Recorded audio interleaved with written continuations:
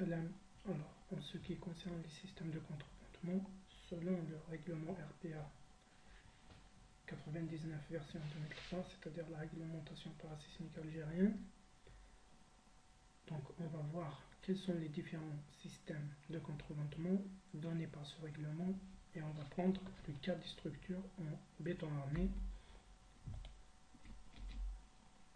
Alors, selon l'article 3.4 du règlement RPA 99 version 2003, et en ce qui concerne les structures en béton armé, nous avons plusieurs types de systèmes de contreventement. En allant par un système de contreventement par portique autostable,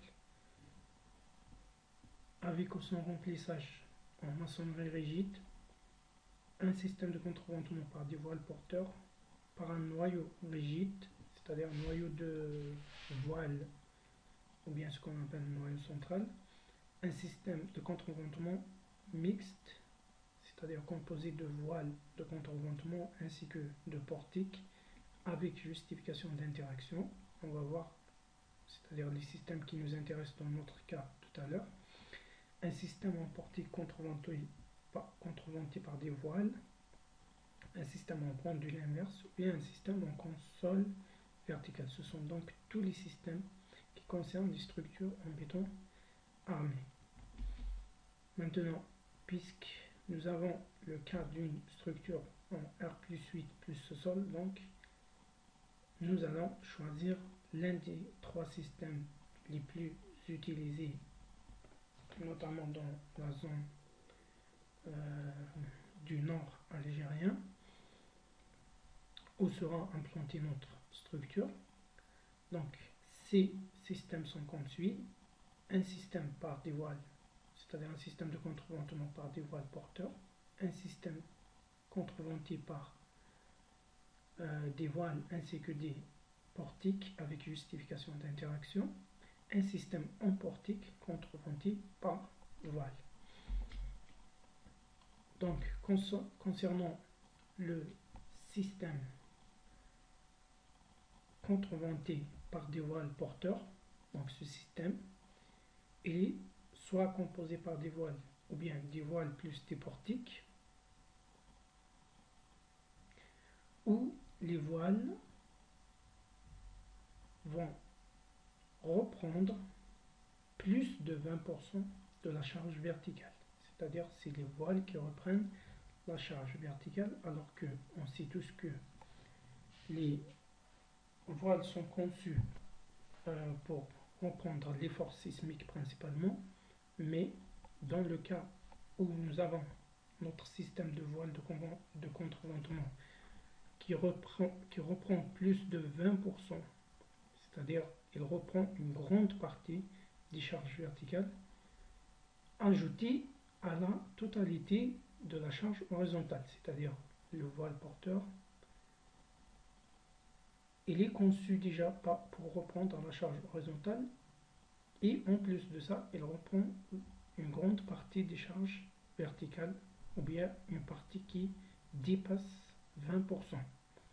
Dans ce cas, on va dire que nous avons un système de contreventement qui est constitué par des voiles porteurs. Il ne faut pas confondre avec un système en portique contreventé par des voiles. À la différence du système contreventé par des voiles porteurs, un système composé de portiques et contreventé par des voiles, souvent assimilé par les étudiants à un système mixte sans interaction, alors que le règlement il mentionne cette nomination ou bien cette désignation pour ce système, et donc il n'y a pas lieu de système mixte sans interaction, mais plutôt d'un système en portique contreventé par des voiles. Dans ce cas, contrairement au premier système, les voiles ne reprennent pas plus de 20% et de la charge verticale, mais plutôt reprennent moins de 20%, c'est-à-dire au plus c'est 20% de la charge verticale. Dans ce cas, on va dire que le système de contreventement, c'est un système en portique, c'est-à-dire que les poteaux ou bien les portiques vont reprendre la grande partie de la charge verticale et où les voiles ne reprennent pas plus de 20% de cette charge. Et concernant les charges horizontales, c'est le point commun entre les deux systèmes, c'est-à-dire c'est les voiles qui vont reprendre la totalité des charges horizontales. Le dernier système qu'on peut envisager pour notre structure sera le système de contreventement mixte, c'est-à-dire un contreventement assuré conjointement par les voiles et les portiques avec justification d'interaction. Dans ce cas, les voiles vont reprendre une partie des charges verticales. Cette partie ne dépasse pas 20%.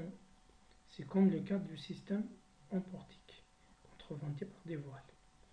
Par contre, il y a une condition en plus, c'est que les portiques doivent reprendre un minimum de 25% de la charge horizontale. C'est-à-dire que la différence entre ces deux systèmes, c'est que ici, les portiques vont reprendre une partie de la charge horizontale au minimum 25%.